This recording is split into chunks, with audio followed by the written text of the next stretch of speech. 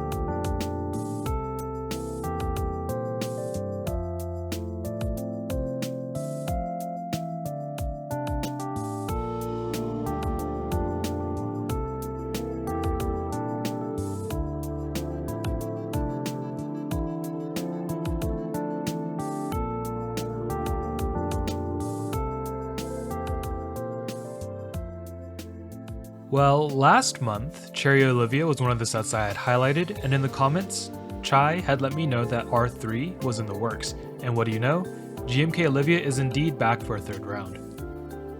Timing wise, it's kinda weird in my opinion since it's so close to the release of Cherry Olivia, but I guess if you aren't a fan of Novelty's Dye Sub PBT Keycaps and wanted something closer to the original, here's your chance to grab a set. Kitting for GMK Olivia Nº3 is pretty good with the light base kit, a dark APL base kit, an international kit, extensions, novelties, space-bars, and 2 Hibby Artisan keycaps. It would have been nice if they could split up the space-bars kit and just included pink space-bars in the 2 base kits or the extension kit, but that probably would have increased the price by a decent amount, and I think that they were trying to keep the base kit at under $100 for the light base, and the other 2 as low as possible. By the way, thank you to Bobo839 for correcting me about the APL sublegends. I should have done some basic research and it would have let me know that it was a programming language, instead of looking like a dumbass by saying that it looked quirky. For this round of GMK Olivia, the Enter Key Metal Artisan has been redesigned, which gives it a more complex look, and I do like the new 1U Artisan that Hibby created for the keycaps. The old Artisan was quite simplistic, with it being a PVD rose keycap with a patented high, while this new design has a bit of texture and the text is infilled, which I prefer. Of course, these are really just fancy decorative keycaps, and they definitely aren't necessary to make your keyboard look good, but I do quite like them. I think I might actually prefer the 1U keycap more rather than the Enter key, so if I do end up joining in on the group buy, that might be the keycap that I pick up. Historically, GMK Olivia has been an extremely successful set, with the aftermarket prices being really insane. But since Novelkeys has an in-stock PBT version of these keycaps, and there's now an R3, I think that the scalpers are pretty much screwed. I think that overall this group buy will be successful, but I am curious about the numbers because many people in the hobby have developed an anti-GMK sentiment. I totally understand where they're coming from because the wait times are so long, and sometimes after waiting for 2 years, you get sent a set that has some messed up keycaps.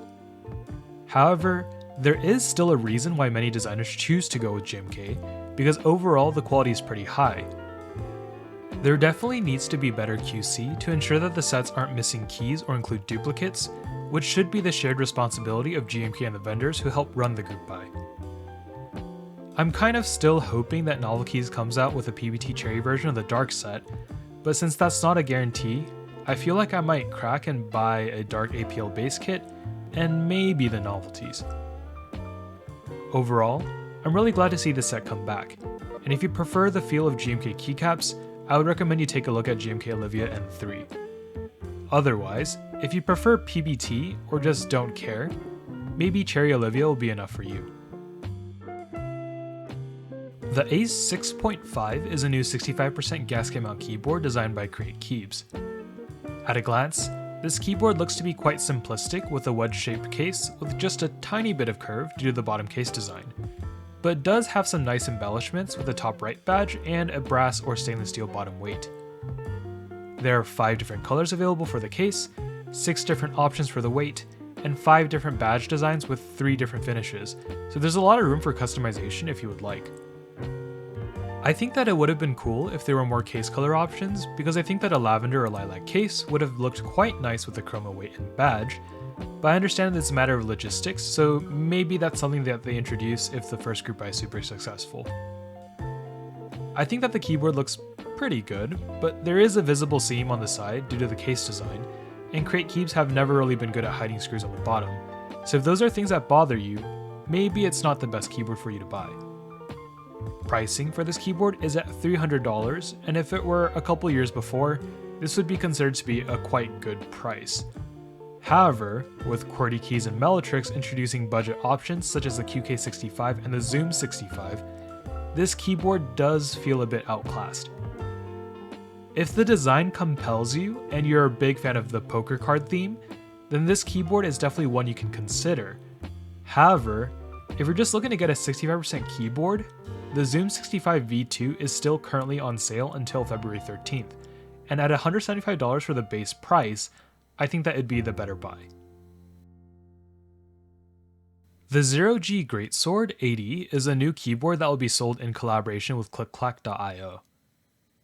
I remember when I first heard about this vendor, I was a little suspicious because they were so new and their initial website was pretty scuffed. However, they've managed to successfully deliver quite a few group buys, and they continuously partner with design studios to bring interesting keyboards to market. The Greatsword 80 is their new collaboration with Zero G Studios to bring a super angular keyboard inspired by forging. You can read the full explanation on the Keycap IC, but to be honest, if you didn't know the name of the keyboard, it'd be pretty hard to tell that it was inspired by sword making rather than something like brutalist architecture. I think that the design of the board from the outside is quite simplistic, which I'm sure that some people will like, but I personally prefer if the design elements are on the outside because that's what you'll see. For example, there's a pretty cool engraving on the weight, but it's an internal weight, so you won't see any of it for the most part other than the initial build process, or if you decide to modify or take apart your board. The designer has some personal thoughts on why they kept the weight as an internal weight, but it's not on the Keycap, so you have to join the server to understand their thought process. The side profile is kind of interesting with the angle and lines, but from a top-down view, it looks like any regular TKL. That's why when I saw that they were estimating the keyboard to cost $450, I thought that it was pretty ambitious. Another point that I wanted to talk about that we've been seeing more often are IC posts on Keycap that aren't really meant to collect feedback from users and are instead just for advertisement's sake. I know that IC stands for interest check, so I guess if we go off a strict definition of the words, it's not necessarily incorrect to use it simply to drum up interest in a product. However, historically, ICs are used to not only raise interest, but to also get feedback from the community and users who may want to buy your product, so that the designers can poll the community and make changes in order for the product to meet the demands of the consumers. The IC for the Greatsword 80 was posted on January 28, 2023, and already had a sale date listed at February 16th, which means that it doesn't really look like it was meant to collect user feedback despite the Google form linked on the Keycap. Now, looking at the Discord server, it does seem like the designer of the keyboard is interacting with the community and considering potential changes, but it's quite late in the process, so I don't know if any of the changes will go through. Anyways, to make a long story short, the keyboard isn't for me, but if you like a simplistic, angular design, then the Greatsword 80 is something you might want to consider. I don't really have much to say about this keyboard other than it looks really cool. Top view is quite standard, but the bottom and side view are really nice. This board does remind me a lot of the Aileen, which does make sense since both boards do draw inspiration from the Jane V2. Originally, I was thinking about picking up an Aileen, but it was in December when I'd spent a decent amount of money on gifts, so I had to skip on that sale. 650 Singaporean dollars, which converts to around 491 US dollars, means that this isn't cheap, but I guess it is a low unit run with only 100 units first come first serve. I'm kind of tempted because I do really like how it looks, but I also heard that the Aileen will have some units up for sale sometime soon, and it's cheaper, so I might get that instead.